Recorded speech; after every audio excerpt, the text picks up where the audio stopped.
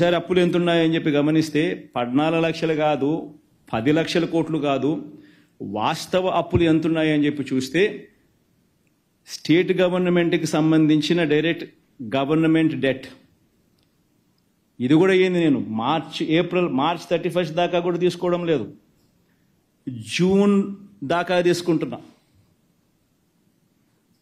చంద్రబాబు నాయుడు ప్రభుత్వం తీసుకునే దాకా కూడా మన అకౌంట్లోకే వేసుకుంటున్నాం, ఇంకా గ్రేస్ఫుల్గా. సో అందాక తీసుకుంటే కూడా చూసుకుంటే గవర్నమెంట్ డెట్ 5,18,000 కోట్ల రూపాయలు. చంద్రబాబు నాయుడు గారు అధికారంలోకి రాకమునుపు 1,18,051 కోట్ల అప్పు ఉంటే చంద్రబాబు నాయుడు దిగిపోయే టయానికి 2,71,798 కోట్ల రూపాయల అప్పులు గవర్నమెంట్ డెట్ అయితే 5,18,000 కోట్లు మన హయాం జూన్లో ముగిసే టయానికి పెరిగిన దాకా పోయిన అప్పులు.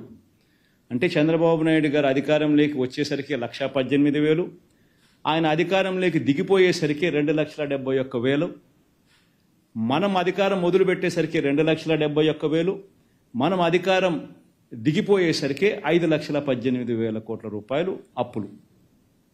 అంటే రాష్ట్రం మొత్తానికి ఈరోజు జూన్ 2024లో ఎంత అప్పులు ఉన్నాయి రాష్ట్రానికి అప్పులు అంటే 5,18,000 కోట్ల రూపాయలు అప్పులు ఉన్నాయి. ఈ అప్పుకు స్టేట్ గవర్నమెంట్ గ్యారంటీడ్ డెట్ కూడా కలుపుకుందాం. అబ్బా లిబరల్గా పోదాం, ఇంకా మనం చాలా లిబరల్గా ఆలోచన చేద్దాం, లిబరల్గా పోదాం. స్టేట్ గవర్నమెంట్ గ్యారంటీడ్ డెట్ కూడా కలిపేసుకుందాం. స్టేట్ గవర్నమెంట్ గ్యారంటీడ్ డెట్ కూడా కలుపుకుంటే అంటే ఈ సివిల్ సప్లైస్ కార్పొరేషన్లకు ఇటువంటి వాటికి అన్నిటికీ కూడా గవర్నమెంట్ గ్యారంటీ ద్వారా అప్పులు తెచ్చుకుంటే అటువంటివన్నీ కూడా కలుపుకుంటే చంద్రబాబు నాయుడు గారు అధికారంలోకి రాకమునుపు ఆయన హయాంలో స్టార్ట్ అయ్యేసరికి 5,744 కోట్లుంటే ఆయన హయాం ముగిసే టయానికల్లా అవి కాస్త 50,000 కోట్లకు ఎగబాకుతే మన హయాం స్టార్ట్ అయ్యే టయానికి 50,000 కోట్ల రూపాయలుతో మొదలెడితే మన హయాం ముగిసేసరికి అటువంటి అప్పులు 106,000 కోట్లకు ఎగబాకే. రాష్ట్రంలో ఇవాళ అటువంటి అప్పులు కూడా కలుపుకుంటే మరో 106,000 కోట్ల రూపాయలు కనిపిస్తూ ఉన్నాయి. పోనీ ఇంకా లిబరల్గా పోదాం, గవర్నమెంట్ గ్యారంటీ లేనేటివి కూడా కలుపుకుందాం. గవర్నమెంట్ పరంగా పవర్ జనరేటర్స్ లాంటి వాళ్లకు పేయబుల్స్ కూడా లెక్కేసుకుందాం. అవి కూడా లెక్కేసుకుంటే debt in the books of power sector corporations Chandrababu Naidu గారు అధికారంలోకి రాకమునుపు 26,000 కోట్ల రూపాయలు ఉంటే ఆయన అధికారం ముగిసేసరికి ఆ పబ్లిక్ సెక్టర్ అండర్టేకింగ్స్లో ఆ కార్పొరేషన్స్ పవర్ సెక్టర్ కార్పొరేషన్స్లో 64,674 కోట్ల రూపాయలకు అప్పులు ఎగబాకే.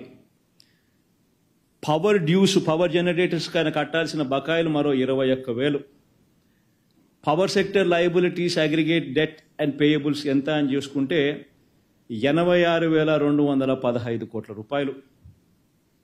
అంటే 29,000 కోట్ల రూపాయలు ఆయన హయాంలో మొదలు కాకమునుపు ఉంటే ఆయన హయాం ముగిసేసరికి ఇటువంటి లయబిలిటీస్ కూడా 86,215 కోట్లకు ఎగబాకే. మన హయాంలో వచ్చేసరికి 86,215 కోట్లతో స్టార్ట్ చేసి 1,23,000 కోట్ల రూపాయలకు ఇప్పుడు మన హయాం ముగిసేసరికి రాష్ట్రానికి సంబంధించిన అటువంటి అప్పులు ఉన్నాయి. మొత్తంగా అప్పులు ఎంత అని చూస్తే స్టేట్ గవర్నమెంట్ డైరెక్ట్ డెట్ అంటే FRBM నుంచి మనం తీసుకునే debt, state government guaranteed debt, state government గ్యారంటీతో సంబంధం లేకున్నా కూడా ఉన్న స్టేట్ గవర్నమెంట్ డెట్లు, ఇటువంటివన్నీ లెక్కేసుకుంటే రాష్ట్రం చంద్రబాబు నాయుడు గారు తీసుకోక మునుపు వరకు 1,53,347 కోట్ల రూపాయలు అప్పులు ఉంటప్పుడు చంద్రబాబు నాయుడు అధికారంలోకి వచ్చాడు. అది కాస్త చంద్రబాబు నాయుడు గారు అధికారంలోకి దిగిపోయేసరికి 4,08,000 కోట్ల రూపాయలకు ఎగబాకింది. మనం అధికారంలోకి వచ్చేసరికి 4,08,000 కోట్ల రూపాయల అప్పులుతో మనం మొదలెడితే మనం అధికారంలోకి దిగిపోయే నాటికి 7,48,000 కోట్ల రూపాయల అప్పులు.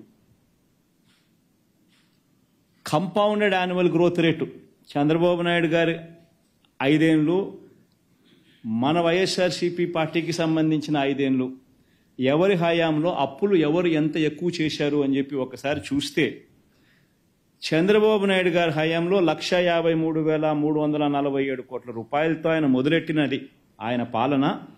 4,08,000 కోట్ల రూపాయల దాకా ఆయన అప్పులు చేసిన పరిస్థితులు చూస్తే ఏకంగా 21.63%, 21.63% compounded annual growth rate of all liabilities. మన హయాంలో 4,08,170 కోట్ల రూపాయలతో మొదలెడితే 7,48,000 కోట్ల రూపాయలకు ఇప్పుడు ఉన్న పరిస్థితులను లెక్కేసుకుంటే compounded annual growth rate of liabilities ఎంత అంటే 12.90% మాత్రమే.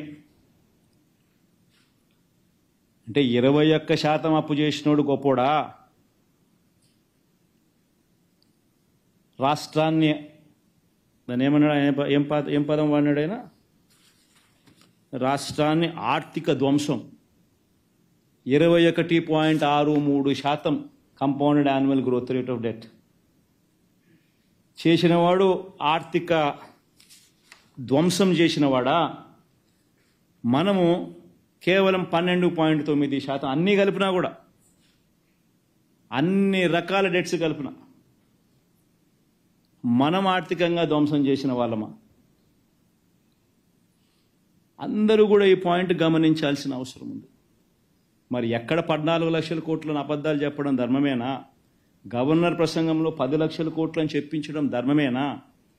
ఉన్నవి అన్ని రకాల అప్పులు కూడా లెక్కేసుకున్నా కూడా, including payables to power generators, అటువంటివి కూడా కలుపుకున్నా కూడా కేవలం 7,48,000 మాత్రమే ఉండడం వాస్తవమైతే ఈ మాదిరిగా తప్పుడు లెక్కలు చెప్పడం ధర్మమేనా?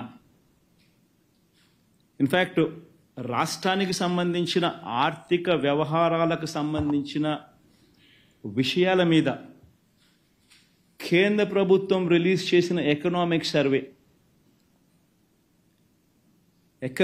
సర్వే ఆంధ్ర రాష్ట్రానికి సంబంధించిన పారాగ్రాఫ్ ఒకసారి చూస్తే ఆంధ్ర రాష్ట్రాన్ని పొగుడుతూ వాళ్ళు రాసిన మాటలు చూడండి ఒకసారి. State governments continue to improve their finances in financial year 24. Preliminary unaudited estimates of finances for a set of 23 states published by CAG suggests that the gross fiscal deficit of these 23 states was 8.6%, lower than the budgeted figure of 9.1 lakh crores.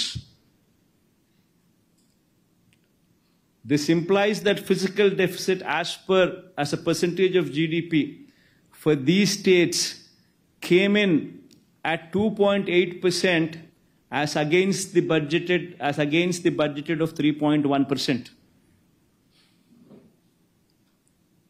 The quality of spending by state governments improved,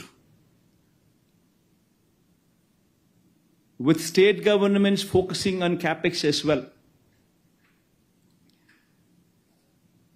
The 23 major states are Andhra Pradesh,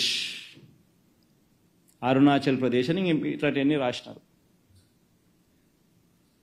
మనము కేటాయింపులు, మనం బడ్జెట్లు మన ద్వారా మనకు ఇచ్చే అవకాశం, FRBM ద్వారా మనకు అవకాశం ఉండి మనల్ని బారో చేసుకునే అవకాశం మనకి ఇచ్చిన దాన్ని కూడా ఇంకా తక్కువ తీసుకున్నాం, ఇచ్చిన దానికన్నా కూడా.